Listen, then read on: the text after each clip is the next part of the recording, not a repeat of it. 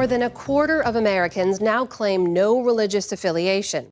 But a new study shows that number is on the decline. The percent of Americans who identify with any religion has been on the decline for decades.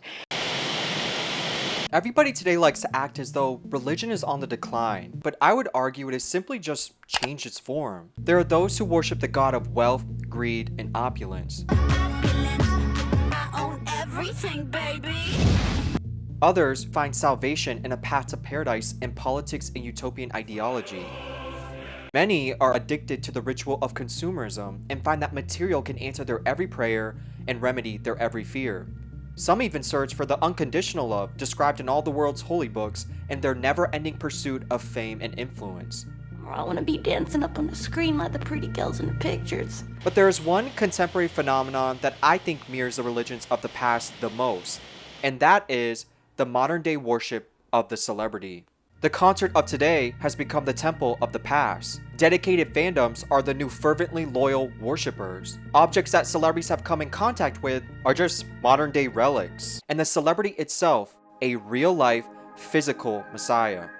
Today, I wanted to talk about this extreme idolization, how we got here, parasocial relationships, psychological projection, and why some form of idolization will probably always exist. They pray to one God, a green, merciless God.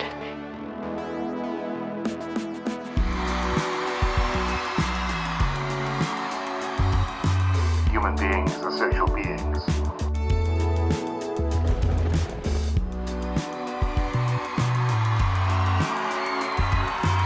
Please, Donald Trump, please save me.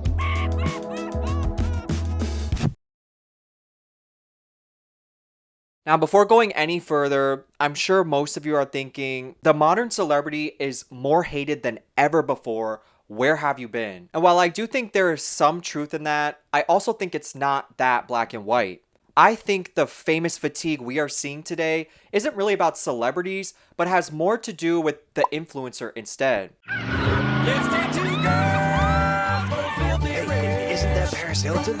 Influencer culture is really only like 20 years old, beginning with Paris Hilton and Nicole Richie in the early 2000s. All right, Lindsay. Lindsay, why is Paris a I never said that. we got you saying a second ago. Tell them Dirty Jason and China. Peaking with the Kardashians and social media in the 2010s. I've always felt that the existence of the influencer wasn't really sustainable and had more to do with millions of children that were now highly monetizable due to the smartphone than something that would end up being the new normal. I think this form of celebrity is really what has become so unpopular lately, which honestly isn't surprising at all because it never really made sense in the first place. All those kids who were the first generation to grow up online are now adults and see through influencer manipulation and now crave authenticity and value over shallowness, vanity, and material.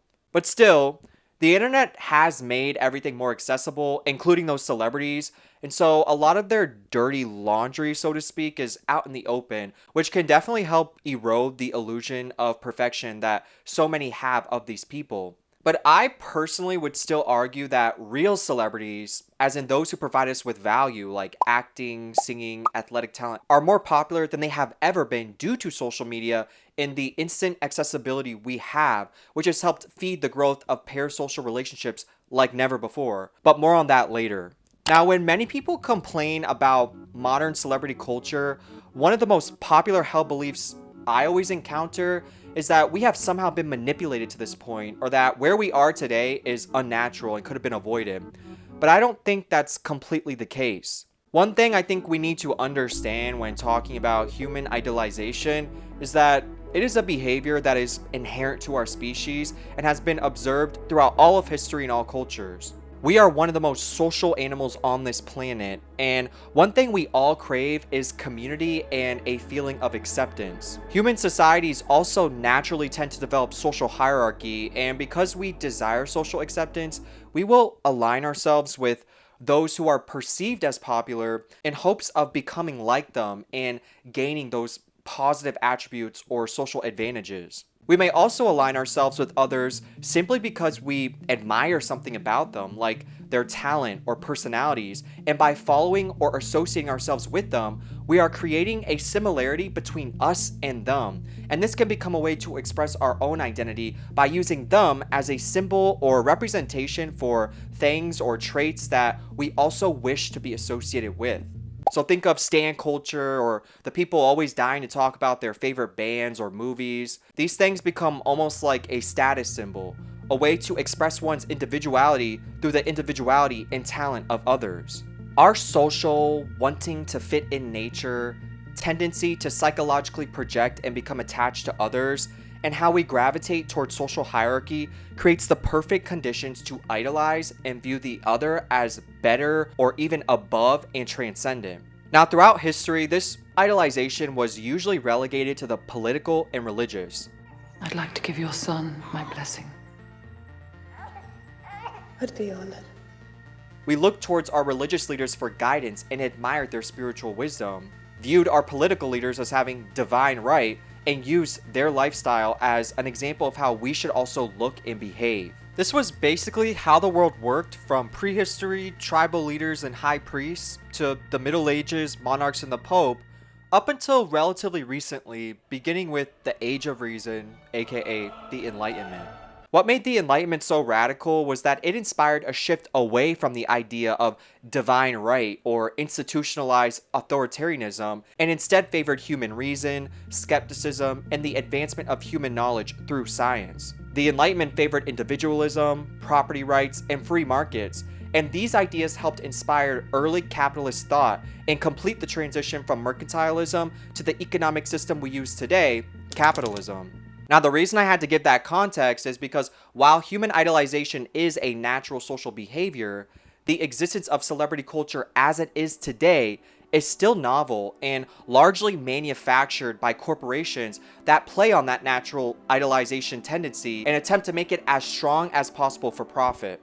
And Paul McCartney, if you are listening, Adrienne from Brooklyn loves you with all her heart. The existence of the mega celebrity, starting with artists like Elvis or the Beatles in the 50s, King Creole, you know it's gone, jumping like catfish on a pole. And moving all the way up to the present with Taylor Swift or Beyonce, is not really a product of these artists' talents or abilities alone, but is more of a result of the unnatural corporate consolidation of influence and how they can boost these artists above everyone else and give them such incredible visibility. Now, to be clear, I'm not saying famous artists like Beyonce or Taylor Swift or any other aren't talented, but just that their level of fame is more of a result of massive corporate monopoly and influence than it is of just pure artistic talent. Talent, of course, plays a big role in any art form, but if you don't have a billion-dollar label behind you that has access to global markets, radio stations, advertising, or the most talented producers, you will never rise to the level of someone like Taylor Swift. This exact point is also why it's becoming much harder to recreate something like a Taylor Swift or Beyonce today,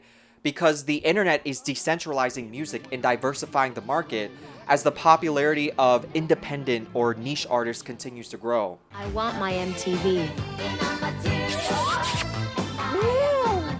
We aren't all forced to get our music through the same centralized channel like the radio or MTV anymore, and so the corporate consolidation that used to create such massive stars is waning. This is also a good segue to present the opposing argument against the popularity of the modern celebrity, which I briefly touched on in the opening. Now, while I still think that celebrity stan culture today is incredibly popular, I also think it's worth pointing out the paradoxes that this new decentralization of media and accessibility of celebrities creates.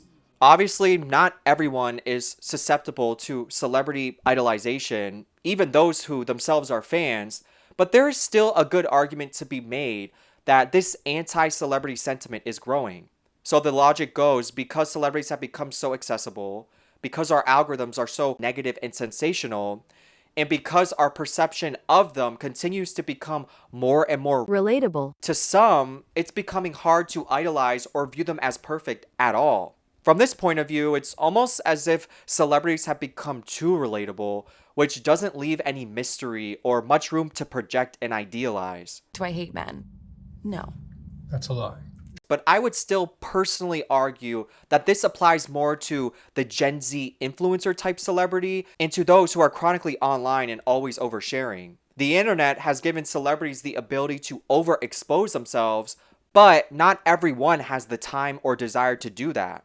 I like to use Lana Del Rey and especially Beyonce as a good example of this. While I do think it could just be their age or personal choice, I also think that maybe it will eventually become a recommendation for big celebs to not be so online to avoid overexposure and help build up their mystique or appeal. But back to the main video.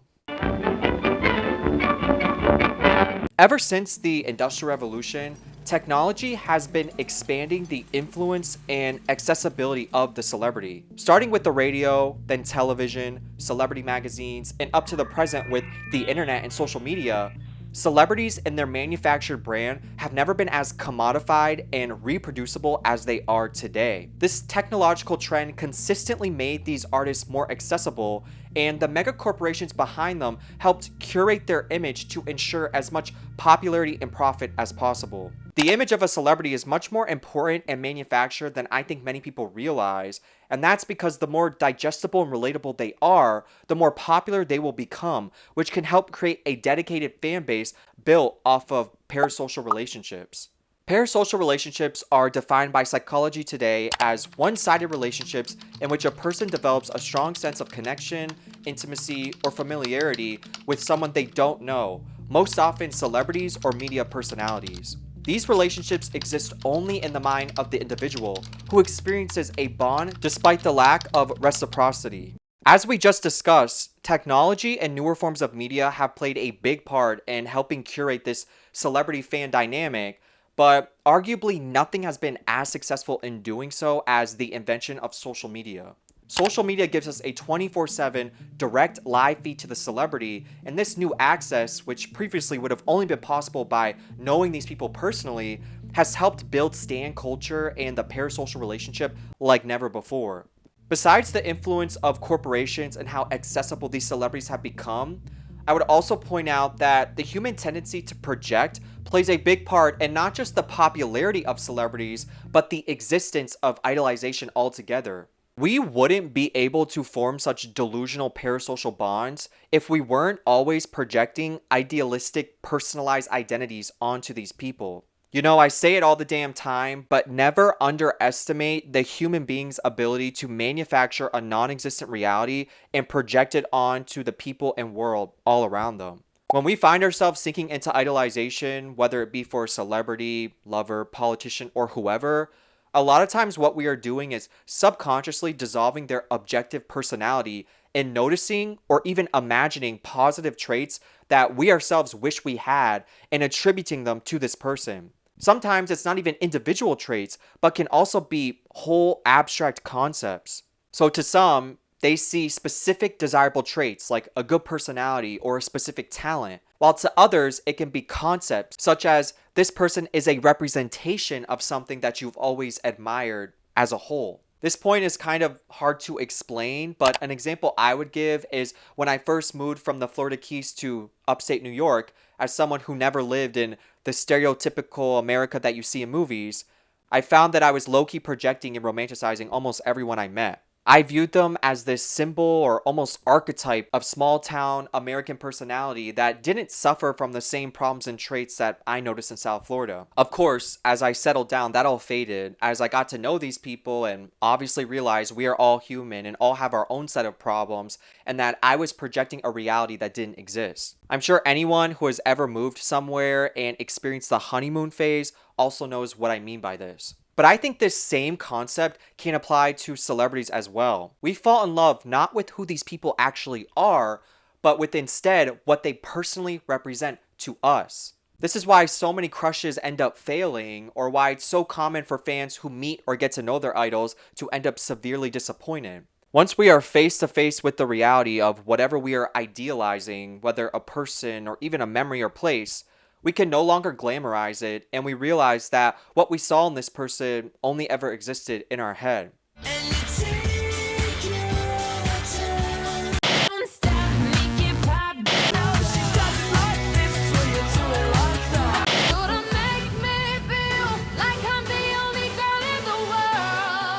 can also grow up with these celebrities and end up associating them with happy, nostalgic memories. I made a whole other video on nostalgia and how your memories can manipulate you. But if you have this perception of a perfect past and then include whatever singer or actor you enjoyed at that time, you will subconsciously associate their entire identity with warm, idealized perfection, making your perception of them even more romanticized and personal. This is why so many people in stan culture wish for their celebrity to return to their original debut style, because a lot of times the fans were introduced to the celebrity when they were younger, so that specific sound and look becomes immortalized as perfect, and you almost feel like if they could bring that back, they could recreate that past.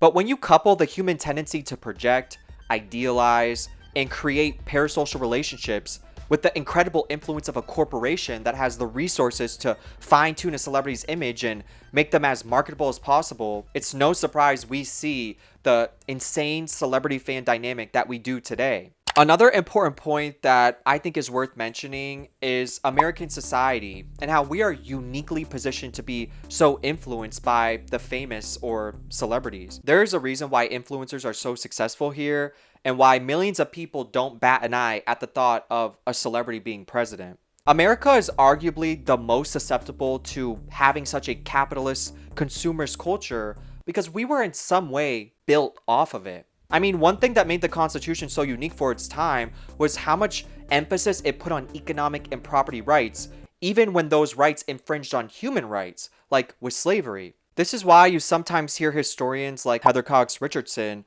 arguing that the Declaration of Independence represents American values more because it focuses on human rights, the equality of all people, and the role government should play in protecting those rights, while the Constitution focuses more on legal framework, rights limited to a few, and had to be amended multiple times to expand those rights to include others. But because of all this, American culture is and has always been centered around capitalism, work, entrepreneurship, and success.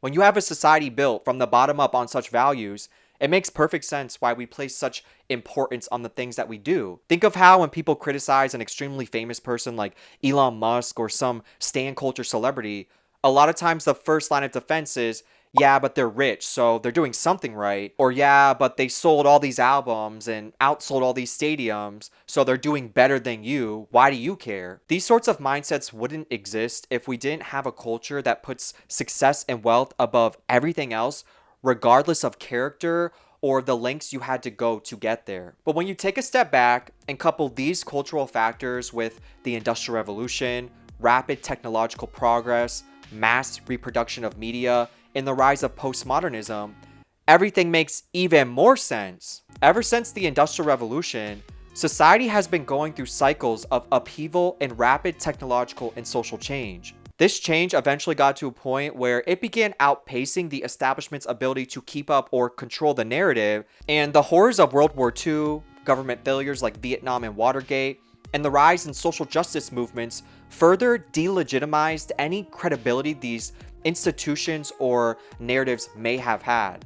With the introduction of television and the rapid reproduction of media, a decentralization of ideas and objectivity occurred, which furthered the collapse of truth, meaning, and purpose. When the population gets to this point where they are so skeptical of everything and reject the grand political, cultural, or religious narrative they used to follow, and when media is being reproduced at neck-breaking speeds, you end up with a populace that doesn't really know what to believe, how to live, or how to think. Because of this, the individual has now become the singular decider for their own purpose, but many still struggle to find anything worth crediting. The mindset of the world is fucked, our governments are corrupt, God is dead, and the earth is dying, so what's the point? This rise in postmodern, cynical subjectivism was also perfect for capitalism because now there is no real objective or cultural motivation behind your behaviors. Just a consistent adherence to skepticism, cynicism, and a hyper-individualistic worldview, with the void that the absence of meaning creates now conveniently being filled with consumption and material. You can be critical of capitalism and society at large all you want, But at the end of the day, you will still want relief, which so many continue to find in the quick bouts of dopamine that consumerism provides. Basically, the thinking is, the world is so fucked, but hey, look at all these cute things on Temu and Shein. I will consume it all as I feed my false internet niche core persona by boast posting while also complaining about the very things that I am a daily participant in. It's this very cynical, almost nihilistically defeatist worldview that creates the perfect relief-desiring consumer. So now our sense of self and identity is tied to the celebrities we follow, the products we consume, and how they help us express our individualistic personalities. Where we used to find purpose in religion, culture, or community, we now find in the accumulation of wealth, our careers, and the consumption of material. When you get to this point where your society has created this culture of mass consumption, and where our natural social needs are not being met, it makes perfect sense that celebrity culture has stepped in and filled that void for so many. Stan culture can give people a sense of community or shared purpose that religion or even politics used to provide. Idolization and the projection of perfection can ease anxieties and create the perception of relatable parasocial relationships, filling the void that the absence of any real-world community creates. I think idolization will always exist in some form as long as we are human, but I think it is still worth pointing out that a lot of what we are experiencing today has to do with corporate influence and a loss of community and purpose as well. But who knows, maybe this technological decentralization will continue, and we will eventually get to the point where the mega Taylor Swift-like celebrity is no longer possible. We will instead have endless micro celebs that are relatable but so accessible that they can't be unrealistically idealized. Maybe, no matter how decentralized we are, there will always be some form of massively adored celebrity simply because the human ability to project and create an idealized fantasy will always exist. But let me know what you think. This topic is genuinely one that I can appreciate and understand from all angles. Do you like celebrity culture? Do you think it's natural? Do you think we will eventually evolve out of it? Do you hate celebrities altogether and wish you never had to hear about any of them? And I'm not just talking about influencers. I'm talking about the singers, the ones that you personally like. Do you think you could ever see yourself not looking at these people in some way in a good, idealized light? But yeah, let me know what you guys think, and I hope you all enjoyed this video.